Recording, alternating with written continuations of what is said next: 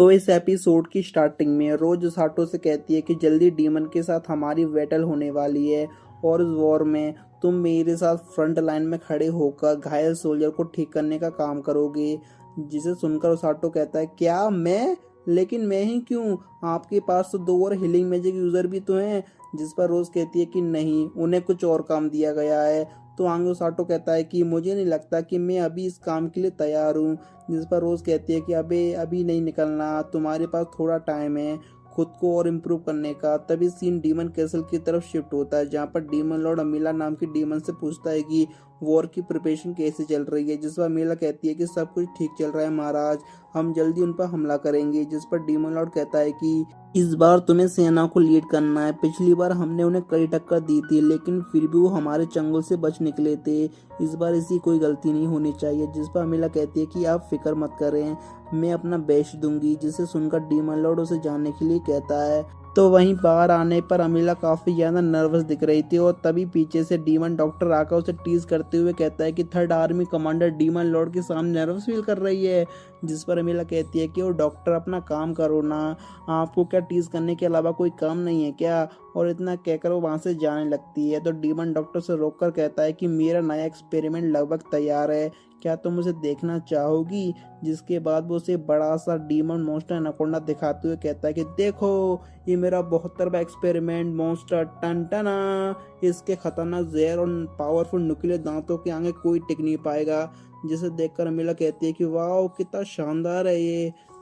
फिर तुरंत अमीला कहती है कि तुम्हारे 71 डीमन मॉन्स्टर एनाकोंडा भी सेम ही थे, बल्कि पिछले वाला तो लड़ाई के दौरान जनरल से बचकर जंगल में भाग गया था। जिस पर डीमन डॉक्टर रोते हुए कहता है कि हाँ मैं जानता हूँ, लेकिन ये सबसे काफी ज्यादा स्ट्रांग है। आगे मिला कहती है वो मेरे नन्हे राजकुमार रो मत यार, तुम्हें वो भी इन सब को छोड़कर हमारे पास और भी कई चीजें फिगर करने के लिए हैं। तो डीमन डॉक्टर कहता है कि क्या तुम किडनैपर के बारे में बात कर रही हो। जिस पर अमीला कहती है कि हाँ, वो बैटलफील्ड में मौजूद तो होते हैं लेकिन फाइट नहीं करते और घायल सोल्जर को उठाकर कहीं पर लेकर जाते हैं। और इस डिस्क्रिप्शन से हम समझ पाते हैं कि ये वो रेस्क्यू टीम के बारे में बात कर रहे हैं। आंगेला कहती है कि उनके लीडर रोज फ्रंट लाइन पर घूमकर उस जगह पर ही सोल्जर को ठीक कर देती है और तो और वो काफी ज्यादा खतरनाक फाइटर भी है। वो मेरे मॉन्स्टर से काफी ज्यादा नफरत करती है। तुम देख लेना डॉक्टर, एक दिन उसमें उसे खत्म करके रहूंगी। जिस पर डीमन डॉक्टर कहता है कि लेकिन अब तुम कमांडर हो तो तुम्हें बैटलफील्ड में जाने की जरूरत नहीं पड़ेगी। जिस पर मिला कहती है कि हाँ तुम सही कह रहे हो, और इसलिए मैं बैटलफील्ड में इमॉर्टल मेज ऑफ डार्कनेस को, जिन्हें ब्लैक नाइट भी कहते हैं, उन्हें भेजने वाली हूँ। वाह, इनकी बहुत बकर हो गई, अब हमें उस ऑटो को देखना है। ठीक है भाई। तभी सीन उस ऑटो की तरफ शिफ्ट होता है। वो मॉर्निंग में उठकर बीबी भालू को फ्रूट खाने के लिए देता है। साइड में कुकरू भी बाहर आ जाता है और तो और वो साटो को मस्का मारने लगता है ताकि वो उसे भी एक फ्रूट खाने के लिए दे दे। और कुकरू भी क्यूटनेस को देखकर साटो भी पिघल जाता है और वो उसे भी एक फ्रूट खाने के लिए दे देता है। तभी वहां पर रोज आती है और उन लोगों को बताती है कि मैंने किंग को बेबी भालू के बारे में बताया और अब से वो भी हमारी रेस्क्यू टीम का एक हिस्सा है। और इतना कहती है वो साटो को बेबी भालू के साथ ट्रेनिंग करने के लिए कहती है। जिसे सुनकर साटो को कुछ समझ नहीं आता, इसके साथ ट्रेनिंग करनी है मतलब।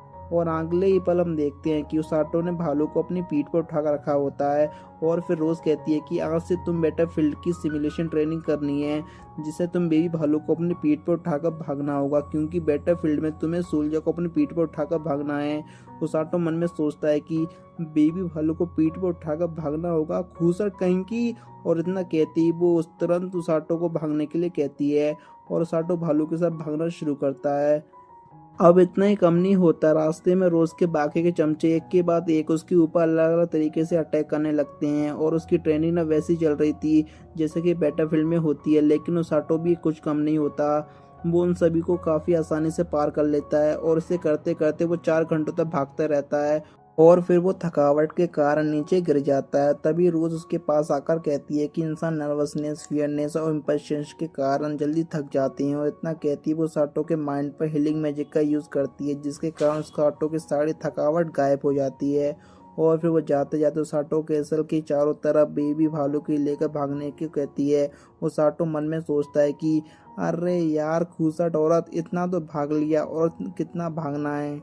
लेकिन बेचारा वो हर बार की तरह इस बार भी उसकी बात मानकर केसर के चारों तरफ भागने लगता है। और भागने के दौरान वो देखता है कि बी भालू द मॉन्स्टर को देखकर सभी लोग डरने की बजाय एकदम नॉर्मल रिएक्ट कर रहे हैं।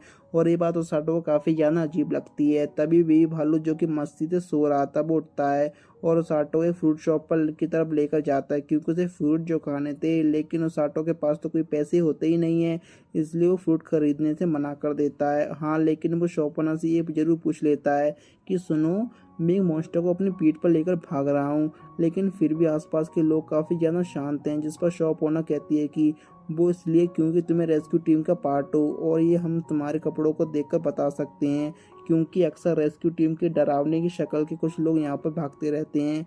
जिस पर उसाटो सोचता है कि हाँ, वो रोज़ के बाकी के नमूने होंगे, उनका डरावना फेस तो मॉन्स्टर से ज़्यादा डरावना है। खैर, इसके बाद जब ओसाटो वहां से जा ही रहा होता है कि तभी शॉप ओनर उसे वेलकम गिफ्ट के तौर पर एक फ्रूट देती है, जिसे देखकर बेबी भालू की तो बल्ले बल्ले शाबा शाबा हो जाता है। तो वहीं आगे भागने के दौरान वो एक आदमी के पास से गुजरते हैं और वो साटो को देखकर उसके पीछे उसे आवाज लगाने के लिए दौड़ लगाता है, लेकिन वो साटो की स्पीड को मैच नहीं कर पाता और थक कर नीचे गिर जाता है। लेकिन तभी दोनों उसे देख लेते हैं। अब गिरने की वजह से उस आदमी को चोट आई थी, जिसके कारण साटो से हिल करने लगता है और पूछता है, ओ भाई साहब, तुम मुझे आवाज़ क्यों लगा रहे थे? जिस पर वो आदमी कहता है कि दरअसल मैं सिर्फ अपने जूनियर को हेलो करना चाहता था। जिस पर साटो को तो कुछ समझ में नहीं आता। तो वो आदमी अपना नाम बताता है, उसका नाम ओरगा होता है और वो कहता है कि मैं रेस्क्यू टीम का एक हीलर हूँ और तुमसे मिलकर काफ़ी खुशी हुई। और फिर वो दोनों बैठकर बात करने लगते हैं और इस दौरान साटो को पता चलता है कि ओरका और उसकी छोटी बहन दोनों रेस्क्यू टीम की हीलर हैं और ये सिटी में एक क्लिनिक चलाते हैं, जहाँ पर वो लो सिटीजन को जख्मों को भरने का काम करते हैं। और तभी साटो को रोज की बात याद आती है कि वो उसके साथ फ्रंट लाइन में काम करेगा और इसलिए वो ओरगा से पूछता है कि तुम लोग बैटलफील्ड पर क्या काम करते हो? जिस पर ओरगा बताता है कि रोज के बाकी के चमचे जख्मी सोल्जर को हमारे टेंट में लेकर आते हैं, जिन्हें मैं और मेरी बहन ठीक करने का काम करते हैं। अगर सिंपल भाषा में कहें तो हम सपोर्ट मेंबर हैं। आगे वो ये भी कहता है कि हीरोज जो बैटलफील्ड में लड़ते हैं उनकी जान को सबसे ज़्यादा खतरा होता है, इसलिए अगर हम वहाँ पर मौजूद होंगे तो हमें उन्हें जल्दी ठीक कर पाएंगे। और दोस्त, मुझे पूरा यकीन है कि अगर रोज़ ने तुम्हें चुना है ना, तो तुम्हें उस पर पूरा भरोसा है और इसलिए तुम्हें भी अपने आप पर पूरा भरोसा करना चाहिए, क्योंकि रोज़ काफ़ी एक्सपीरियंस्ड है। वो ऐसी हर किसी पर भरोसा नहीं करती। जिसे सुनकर साटो गहरी सोच में डूब जाता है, मगर तभी ओरगा कहता है कि चलो अब मुझे जाना चाहिए, वरना मेरी बहन मुझ पर चिल्लाएगी। जिसे सुनकर साटो भी भागने की तैयारी करता है, लेकिन जाने से पहले ओरगा उससे कहता है कि देखो, तुम्हें रोज को हेट नहीं करना चाहिए। मैं जानता हूँ कि वो थोड़ी स्ट्रिक्ट है, लेकिन उसे लोगों की काफ़ी ज़्यादा परवाह रहती है। जिस पर ओसाटो कहता है कि डोंट वरी दोस्त, मैं उसे हेट नहीं करता हूँ। और वो इतना कहती भालू को लेकर वहाँ से भाग जाता है और उसके जाती ओरगा की बहन ऊरू वहाँ कर आकर उसे चिल्लाने लगती है। ओरगा कहता है कि सुनो, मैं काफ़ी इंटरेस्टिंग लड़के से मिला, तुम भी मिलकर उससे काफ़ी ज़्यादा खुश होगी। तो वहीं दूसरी तरफ ओसाटो बेई भालू को लेकर कैसल के अंदर आता है, जहाँ पर कई सारे सोल्जर भागने की ट्रेनिंग कर रहे थे और उनमें से सेनपाई भी होती है। आगे सेनपाई जैसे ओसाटो को देखती है तो वो काफ़ी ज़्यादा खुश हो जाती है और फिर वो दोनों बैठकर बात करने लगते हैं, जहाँ पर प्यार में आकर सेनपाई बेबी भालू को हाथ लगाने की कोशिश करती है, लेकिन बेबी भालू हाथ को झटक देता है, मानो वो कह रहा हो कि अपन को हाथ नहीं लगाने का, समझे क्या? तो वहीं साटो देखता है कि ट्रेनिंग की वजह से सेनपाई के हाथों में काफ़ी ज़्यादा चोट आ रखी थी, जिसे देखकर वो तुरंत अपने हीलिंग मैजिक से उसके हाथों को पूरी तरीके से ठीक कर देता है। आगे साटो काजुटो के बारे में पूछता है तो सेनपाई कहती है कि आज तुम काजुटो से नहीं मिल पाओगे, क्योंकि वो जनरल के साथ किंगडम के बाहर रियल फाइटिंग का एक्सपीरियंस लेने गया है। और तभी हम काजुटो और जनरल को दिखाया जाता है, जहाँ पर जनरल कहता है कि मुझे पूरा यकीन है कि इस बार डीमन लॉर्ड और भी ज़्यादा पावरफुल फोर्स के साथ हम पर अटैक करेंगे, लेकिन आप और सेनपाई के साथ हमारे साइड होने की वजह से हम उन्हें इस बार हरा देंगे। अब इसके बारे में काजुटो सोच रहा था कि तभी उनके सामने ढेर सारे रेड कलर के वुल्फ आ जाते हैं और वे लोग उनके साथ फाइट करने की पोजीशन ले लेते हैं। तो इधर सेनपाई ओसाटो से कह रही थी कि काजुटो के वापस आने के बाद मेरी बारी है जंगल में जाकर रियल एक्सपीरियंस गेन करने की। इसके बाद ओसाटो सेनपाई को गुड लक बोलकर अपने बेस में आ जाता है। वापस आने के बाद बेबी भालू को सुलाने के बाद जब वो सोने जा रहा था कि तभी उसकी नज़र रोज पर पड़ती है। वो उससे उसके एक्सपीरियंस के बारे में पूछती है, जिस पर ओसाटो कहता है कि आज का ठीक था, लेकिन मुझे पूरी तरीके से ट्रेन होने में थोड़ा टाइम लगेगा। जिस पर रोज कहती है कि ठीक है, तुम ट्रेनिंग करते रहो। और वो वहां से जाने वाली थी कि तभी उस ऑटो से वहीं पर रोककर कहता है कि कल उस एनाकोंडा के अटैक से मैं बाल बाल बचा, और आपने जब डीमन लॉर्ड की आर्मी की बात की तो मैं पूरी तरीके से डर गया था। मैं चाहूँ तो आपके साथ बैटलफील्ड में आने से मना कर सकता हूँ, लेकिन आज ना मुझे उस डर से भी कई गुना ज़्यादा अच्छी फीलिंग का एहसास हुआ। मैं लड़ नहीं सकता, मैं किसी को मार नहीं सकता, लेकिन बैटलफील्ड में कज़ाटो सेनपाई को हर वो शख्स जिसने मेरी जरूरत होगी मैं उसकी हेल्प करूंगा, क्योंकि मैं हर रेस्क्यू टीम का मेंबर हूँ।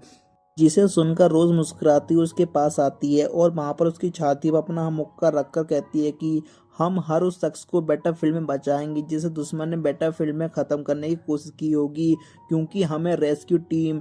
जिसे सुनकर उजाटो कहता है यस कैप्टन, और फिर उजाटो कैप्टन के बाय बोलता है, और मैं भी आप लोगों को बाय बोलता हूँ, क्योंकि एपिसोड यहीं पर खत्म होता है।